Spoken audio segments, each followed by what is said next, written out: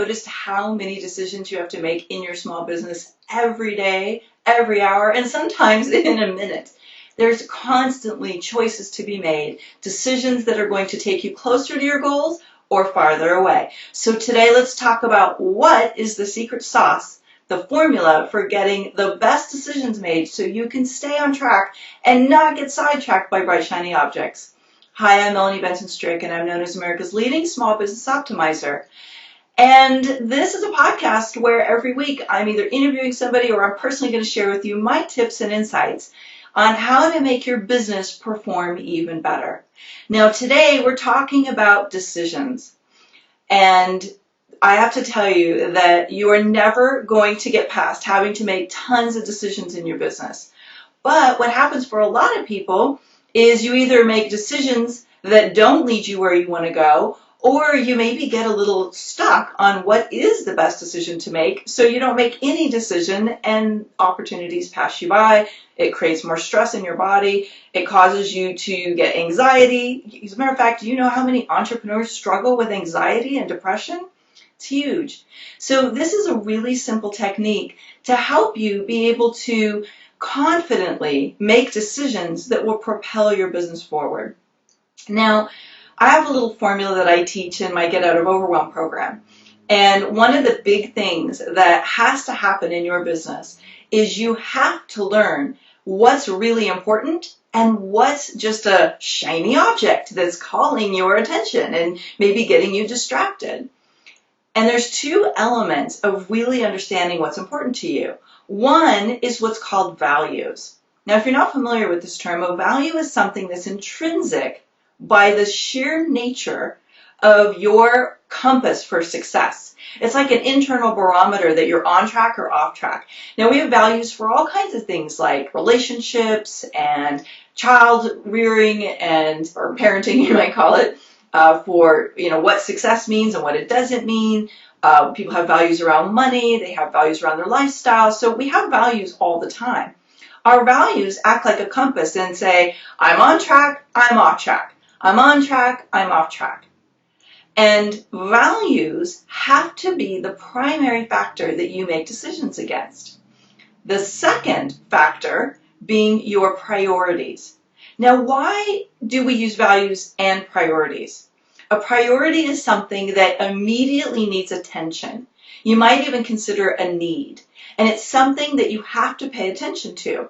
You have to know what your needs are. Like, do you need cash flow? Do you need to get a book out? Do you need to be able to build your list? Are you needing to get support and help in your business? What is the need that you've identified that will allow you to confidently grow your impact and your income?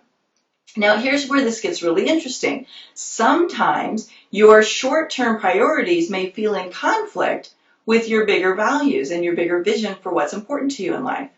And this is where you got to get a little support, usually from a coach or mentor, to kind of take you back in perspective and look at, all right, why are you in this predicament or this quagmire where things are feeling at odds with each other? Typically, it's because you haven't been paying attention to your values. So your short-term needs are now causing you to have to focus on cash flow or focus on building up your business in a way that doesn't necessarily feel like it's going to get you to what you value most, which might be freedom, or it might be feeling like you're making a big difference in the world.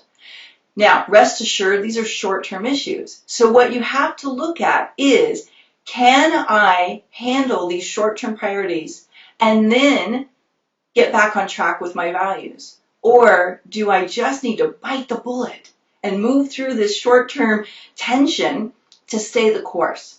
See, it's not one way or the other. It really depends on you and what your ability is to ride through the chaos and the wave of discomfort when you're staying course to the bigger game. Now, there's a lot of things that are important in making decisions, and many of them are really going to be unique to you. Like, based on your values, other priorities and criteria become relevant. I was working with a woman one time who she had a business where she did social media and she did consulting and strategic planning and some virtual assistant services to clients all over Canada.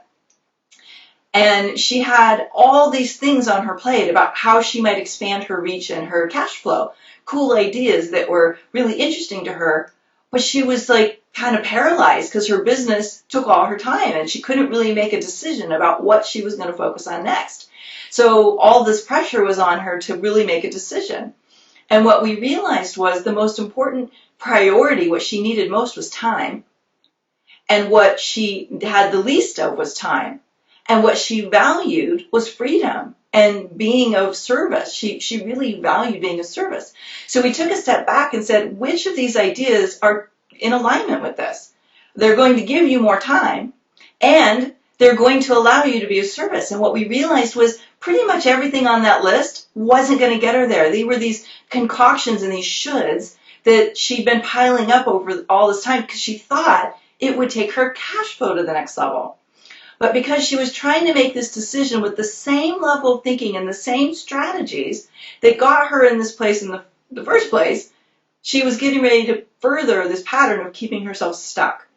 So we unraveled all that, got her on a more leveraged business model that would allow her to take the business she had and delegate most of it to the capable team members she'd already been cultivating, then create the time freedom and come back and make the decisions from that place. Sounds simple, right? Sometimes it might even be the most obvious thing. But when we get really wrapped up in our own crap, and our mind is just struggling with what should I do, it's really hard to see the forest through the trees. And one of the factors, the third factor that I always look at when I'm helping a client evaluate the best next steps for themselves and their business is this. How much profit is this decision going to bring you? See, a lot of people think about their priorities and their values and maybe even what's fun, and that is important. But they don't necessarily look at the cash potential and what amount of time and energy and assets like revenue and time, opportunity cost, time that you're going to take away from other opportunities to develop that. So when we look at profit and we look at what of these ideas, if we're going to make this decision, how does it factor in the revenue side? You have to really ask yourself some tough questions sometimes. And sometimes people don't want to face that fact. I've worked with a lot of entrepreneurs where they're like, I just want to do it. Great. Just be conscious you're choosing a path that may or may not lead you to your financial goals and your impact goals, but there's a part of you that really wants to do it for the sure sake of feeling good. And that is factor number 4. Okay, what's going to make you feel good and what's not? Now, here's a little piece of the puzzle that a lot of people don't understand. Just because something makes you feel good doesn't mean it's necessarily the best route. I'm all about doing things that bring you joy and fulfillment, but if you don't truly understand your values and what your bigger purpose is and your vision, sometimes we make goals we say yes to things that actually take us away from our bigger purpose and our real goals for the sheer sake of keeping us comfortable.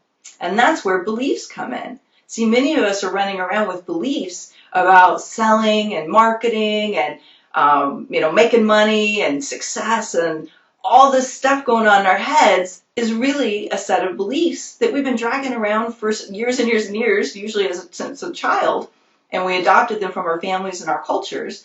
And now we're making decisions about what feels good and what feels alignment based on these old principles and ideas that probably don't serve us where we're going next.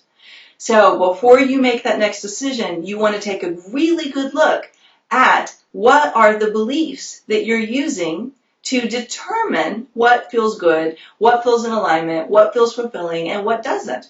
And are these beliefs expansive and allowing you to really fulfill your purpose and make bigger income and bigger impact, or are they keeping you safe and cozy and reinforcing fears and limiting beliefs you have? Might get a little tricky to look at that on your own. Again, that's where a good coach can come in. If you're a small business owner working way too much in your business, then you're not really putting your business to work for you. And you could benefit greatly by learning how to develop a team of world-class players to help you accomplish more and literally free you up to get more done. Now, we all want to shatter our income goals. We all want to be able to accomplish much greater results. But it's really difficult to do if you don't know how to delegate masterfully and be able to get the right things off your plate to the right people who will really get things done. That's where the power of the virtual team comes in. Be sure to get your copy right now at virtualteamebook.com. So today, here's what I want to leave you with. I want to really inspire and encourage you to take a look at the process you use to make decisions. Are you doing these gut reactive decision processes, or do you really go through a process to filter out what's in alignment and what's just a bright, shiny object that probably shouldn't get a yes? When you get more successful, you're making more money, you're going to have less time. It's just the sheer nature of the equation. But that doesn't mean that you don't have enough time. It means you have to be selective about what's getting a yes and really, really strong about saying no to things that aren't in the best interest of where you're going. So if you need a little help with this, I'm here for you. I've got a little clip here that I'll share with you, a resource that will help you, and it's absolutely free. So get ready to have massive breakthroughs in the way you're running your business and to be able to create more time for what's important by simply learning to make better decisions that will propel you, your platform, and your purpose forward. All right, look forward to seeing you again next week for another really awesome episode of Small Business Optimizer. Bye for now.